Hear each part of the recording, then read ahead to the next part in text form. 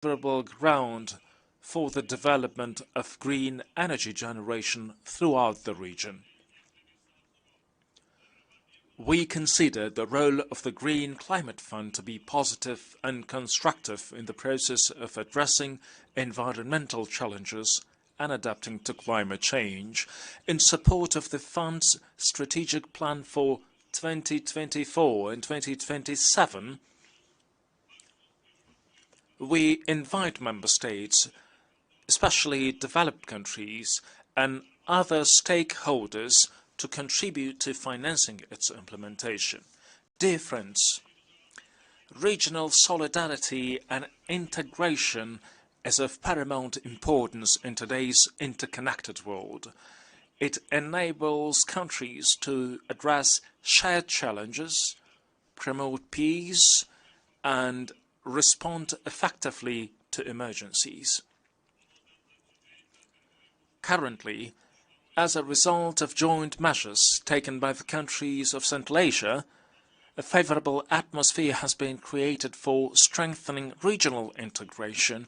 It was fully demonstrated during the 5th consultative meeting of the heads of state of Central Asia, which took place on 14th and 15th of September 2023 in Dushanbe. This initiative will contribute to a stable atmosphere of peace, cooperation, sustainable development and prosperity in our region. Ladies and gentlemen, security, stability and regional cooperation in Central Asia are directly linked with the situation in neighboring Afghanistan. Afghanistan continues to face a difficult political, economic and social situation. As the United Nations Secretary-General puts it, 97% of Afghans live in poverty. In this challenging time, Tajikistan reaffirms its commitment to continue providing humanitarian assistance and allowing its infrastructure as well as 6 bridges on the border to support the Afghan people. Taking this opportunity, I would like to once again appeal to the international community to increase the volume of humanitarian aid to the suffering people of Afghanistan. We in this regard are ready for further increased cooperation with international partners and other interested parties. We continue to consider the establishment of intra-Afghan dialogue and the creation of a truly inclusive government with the participation of representatives of all peoples, nations and political and social groups as an important ground for achieving lasting peace and genuine stability in Afghanistan. Drug trafficking, especially from Afghanistan, has increased dramatically over the past 2 years. During this period, the competent authorities of Tajikistan confiscated more than 10 tons of narcotics on the border with this country, which is several times more than in previous years. The government of Tajikistan is continuously taking practical measures within the framework of the National Strategy for Combating Terrorism and Extremism for 2021-2025. We, in cooperation with the international community, intend to hold the next international conference on counter-terrorism and its financing in Dushanbe in 2024. Tajikistan reiterates that the response to the growing threats of terrorism, extremism, trafficking in narcotics and other global modern threats and challenges must be comprehensive and uncompromising. We in this connection do believe that the United Nations Office for Counter-Terrorism can and should contribute effectively to the integrated and balanced implementation of the United Nations Global Counterterrorism Strategy and other relevant documents to address all aspects of these threats and challenges. The efforts should also be focused on preventing the use of the internet for radicalization, recruitment and propaganda of extremism and violence. Tajikistan welcomes the adoption in June 2023 the 8th review of the United Nations Global Counterterrorism Strategy. We believe it provides a robust framework in further guiding our counterterrorism efforts. Distinguished participants, the fabric of our societies is woven with the thread of different cultures, traditions and faiths. This solidarity is a good basis for peaceful life in a space of mutual understanding between different cultures and religions. In this regard, manifestations of discrimination, racial and religious hostility with an understanding of their negative consequences are absolutely unacceptable. These actions, as well as the politicization of religious issues, undermine the very essence of our international community. Insulting religious sentiments, hatred and violence against any religion or belief have tragic consequences. In most cases, such provocative actions trigger intolerance and mistrust, causing divisions and conflicts among civilizations. In this sense, Tajikistan strongly condemns any insult to the religious sanctity of the people, including the Holy Quran or other cultural and religious values of humanity. As a co-sponsor of the recently adopted United Nations General Assembly resolution entitled Promoting Interreligious and Intercultural Dialogue and Tolerance and Countering Hate Speech, Tajikistan reiterates the importance of promoting dialogue and mutual understanding among civilizations for peace and harmony in the world. We believe spreading the values of tolerance and peace is the best way to confront hate speech, fanaticism, extremism, violence and incitement. Let us stand united against actions that seek to divide us and instead work towards a world where mutual respect and recognition are the cornerstones of our global society. Ladies and gentlemen, as a nation that has demonstrated resilience, stability and commitment to peace, Tajikistan seeks to secure a non-permanent seat on the United Nations Security Council for 2028-2029. I take this opportunity to call on the United Nations member states to render their valuable support for Tajikistan's candidacy during the 2027 elections. To conclude, I would like to once again emphasize that achieving all our agreed goals is possible only based on mutual understanding, coordination, integration and tolerance.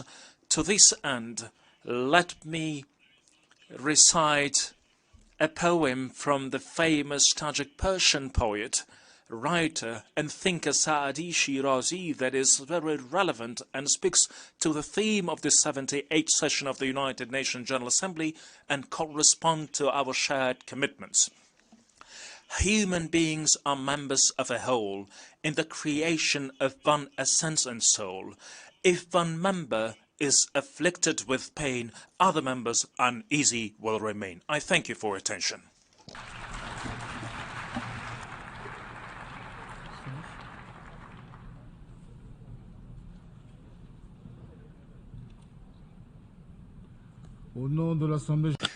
On behalf of the Assembly, I wish to thank the President of the Republic of Tajikistan for the statement just made, and I request protocol to escort His Excellency. The Assembly will hear an address by Her Excellency, Ms. Iris Xiomara Castro Sarmiento, President of the Republic of Honduras. I request protocol to escort Her Excellency. On behalf of the General Assembly, I have the honor to welcome Her Excellency, Ms. Iris Xiomara Castro Sarmiento, President of the Republic of Honduras, and to invite her to address the Assembly.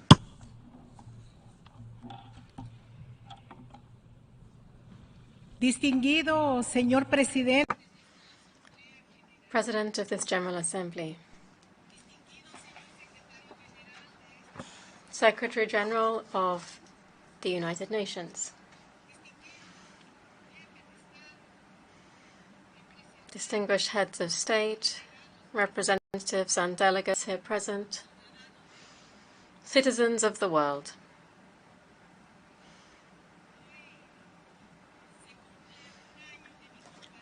Today marks 1 year since I last appeared before this Assembly as the first female President of the Republic of Honduras. I arose out of resistance in the streets, fighting the coup d'etat that overthrew Manuel Zelaya Rosales, a democratically elected president. The progress made and the results of my government have already been recognized by the international community and by financial organizations. We have seen greater economic growth, rescued public finances through the cancellation of corrupt trust accounts, a single window system, fiscal discipline, the prompt payment of onerous debt, and reduced inflation, as well as a decreased risk profile for the country. With the National Congress, we repealed the Secrets Law. This was an instrument that served the corruption of the former regime. We repealed the ZEDE law, the law on employment and economic development zones, which split the country into 17 areas shared between 25 economic groups. In security, we have already achieved a significant cut in extortion, murders, and violence. We've done so through the Resolving Crime program, through interventions in the penitentiary centers, and through a state of emergency.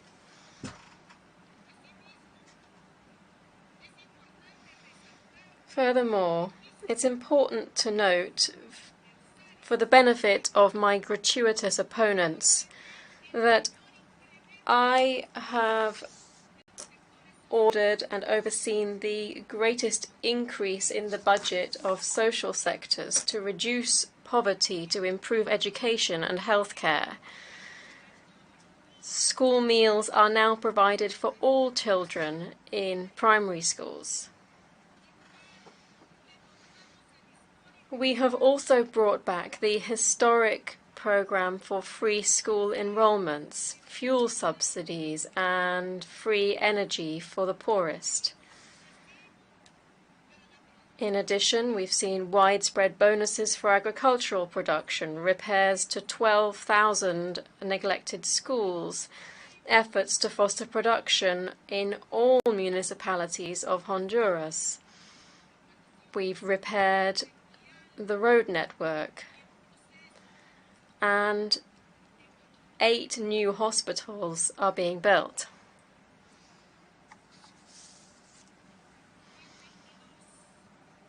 In 2022, the former president of Honduras was accused by the United States of conspiring and organizing for more than a decade in the trafficking of thousands of tons of drugs, of leading a criminal organization involving different people from the underworld, state authorities such as mayors, ministers, deputies, generals, and police chiefs, some of whom have already been convicted.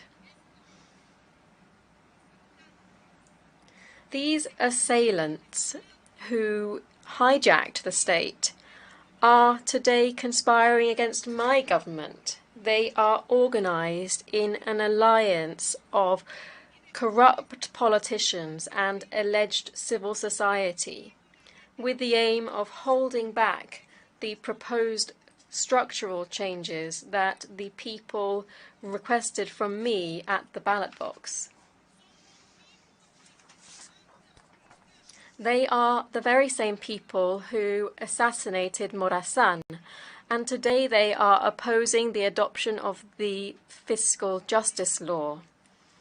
They are boycotting the election of the new Attorney General to perpetuate the impunity that they are used to, and to obstruct the arrival of the International Commission Against Corruption and Impunity, CICI.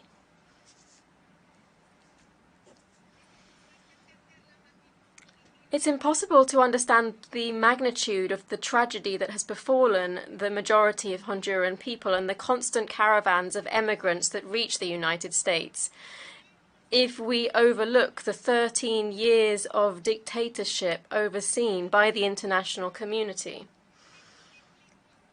that was responsible for a six-fold increase in public debt and the highest rate of poverty in the history of Honduras, 74%.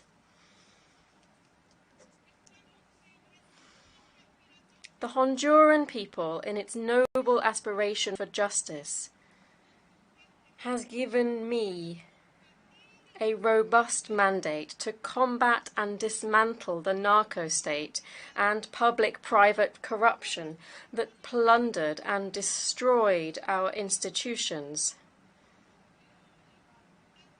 that corrupted popular will with electoral frauds, and which imposed state terrorism via death squads.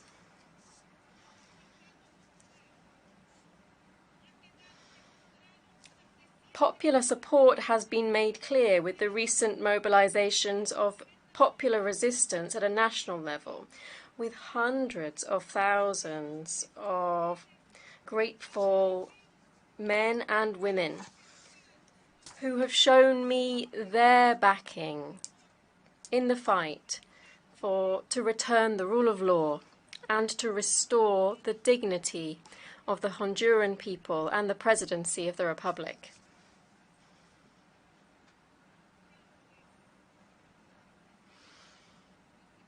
This Monday, the 18th of September, upon my arrival in New York, after attending the summit of the G77 in China in Havana, Cuba, in line with the commitment made in my plan of government and in line with the Memorandum of Understanding signed with the UN in 2022, I gave the United Nations Secretary General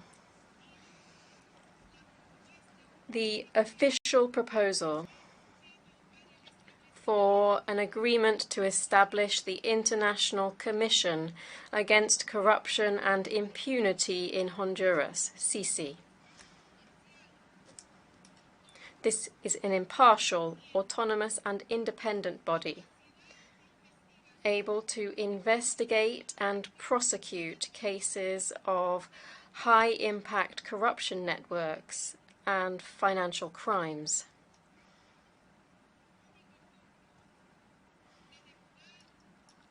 This is the only way to clean up a state in which public institutions, the pirates of the political class, public-private partnerships, have been infiltrated by organized crime.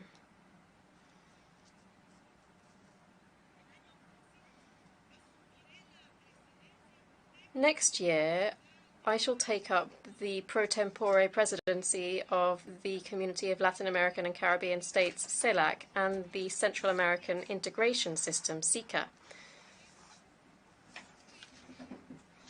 This includes all of the great homeland dreamt up by the liberators and those of us who fight for the unity of South America, Central America, the Caribbean, and Mexico.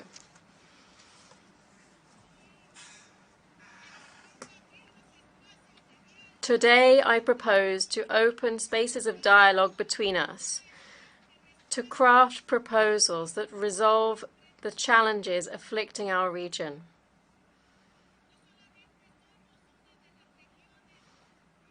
We're not only one of the most unequal and poorest regions, we are also one with the lowest economic growth and most technologically backwards, all issues affecting our ability to tackle the threats that we're facing.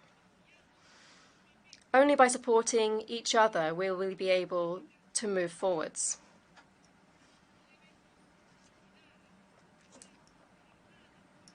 We mustn't forget our brothers and sisters in Haiti. The humanitarian crisis of an oppressed and revolutionary nation warrants our full support and solidarity.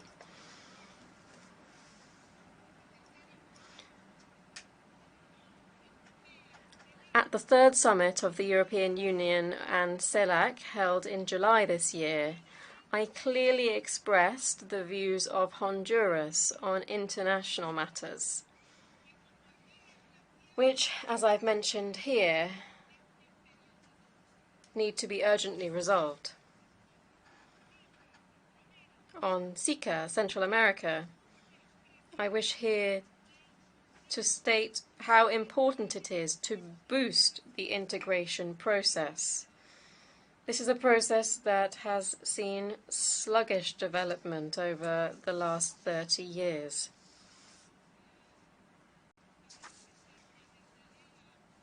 For this reason, we need to show true political will, which allows us to advance in the customs union, in social and environmental policies, and in the safe movement of people and goods.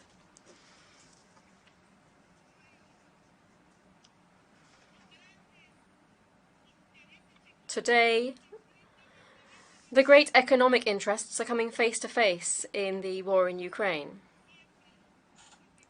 In the end, always, the poorest countries and peoples on earth are those most affected, crushed by inflation, food shortages, and high fuel prices. The complex military industry accounts for the majority of budgets in developed countries, with trillions and trillions of dollars. But this is in contrast to their indifference and incapacity to contribute to humanity and to protecting nature.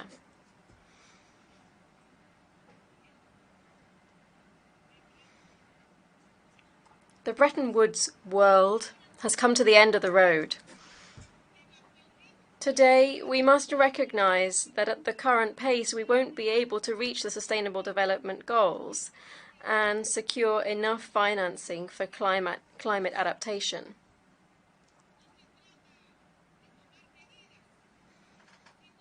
It's not an issue of taking steps, but rather proposing changes to the economic system that requires a deep-rooted commitment to humanity and to nature.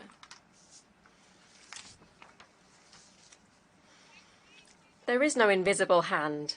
There is no spillover.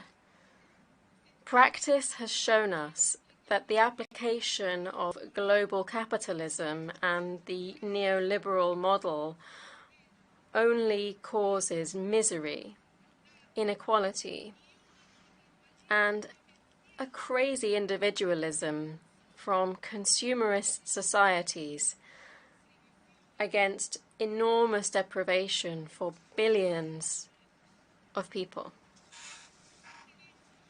Excellencies, the war in Ukraine must end.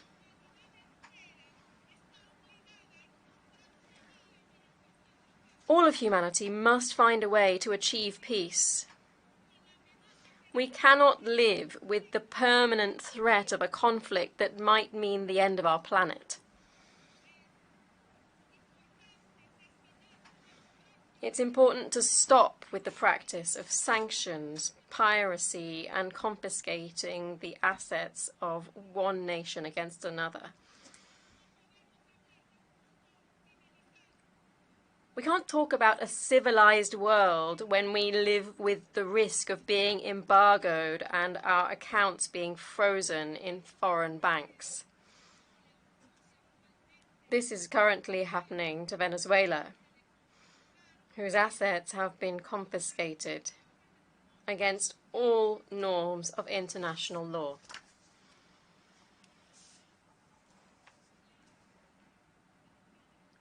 This United Nations Assembly every year demands the end of the blockade against Cuba, which is an arbitrary, outdated measure contrary to international law. It's a measure that violates the principle of respect for the self-determination of peoples. And it sacrifices a noble people who, despite the limitations imposed upon it, continues to contribute its solidarity to the world.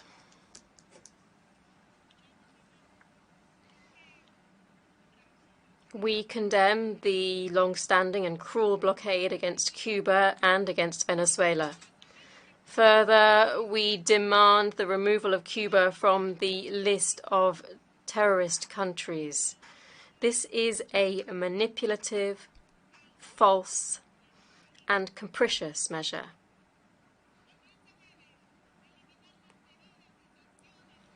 Similarly, the unfair measures and sanctions against Nicaragua must be removed, because they are barriers that prevent us from normalizing our relations with this kindred country.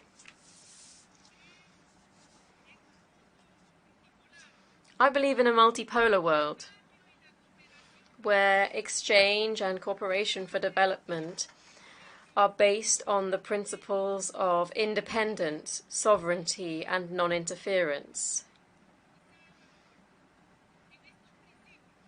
On the basis of these principles, a couple of months ago, I officially opened relations with the People's Republic of China. Likewise, we have reached out to financial organizations and innovative initiatives for us, such as the Andean Development Corporation, CAF, and we have already joined as a member of that corporation. Further, also the administration of the BRICS New Development Bank.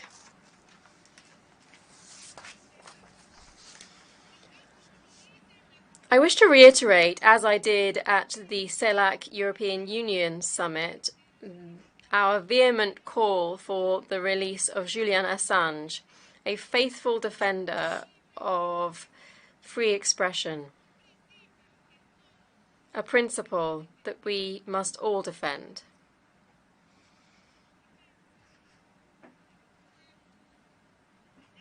In defense of the indigenous peoples who fight for land and for rivers, I feel proud as a woman to convey the message of our compatriot and our martyr, Berta Cáceres.